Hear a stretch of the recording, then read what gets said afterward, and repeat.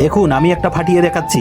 এই কথা বলে সে এক ঘুষিতে একটা ফাটিয়ে ফেলে। ভাইজান দেখলে হবে, হাতে শক্তি থাকতে হবে, শক্তি। ভাইজান আমি 13 নম্বর ফাটাবো, এই নেন টাকা। ঠিক আছে, 13 নম্বর প্লেট এক ঘুষিতে ফাটাতে পারলে সব টাকা তোমার। আরে ভাইজান দাঁড়ান, নিয়ম জানা আছে, এক ঘুষিতেই কিন্তু ফাটাতে হবে 13 নম্বর। এক ঘুষিতে ফাটাতে না পারলে তুমি হেরে যাবা। আরে ভাই আপনি চুপ থাকেন তো, এক ঘুষিতে আমি ফাটাবো আর 5 লক্ষ টাকা জিতে নেবো। ভাইজান এত সহজ না এই গেম। আরে ভাই তাড়াতাড়ি করো, আমরা এই গেম খেলতে চাই। আরে হ্যাঁ ভাই, আমরাও তো টাকা নিয়ে বসে আছি। আরে ভাইজান একটু তো ধৈর্য ধরবেন, একদম তো টাকা দিয়ে রেডি হয়ে আছে নাকি? ঘুষি মেরে ফাটাতে না পারলে কিন্তু হেরে যাবা।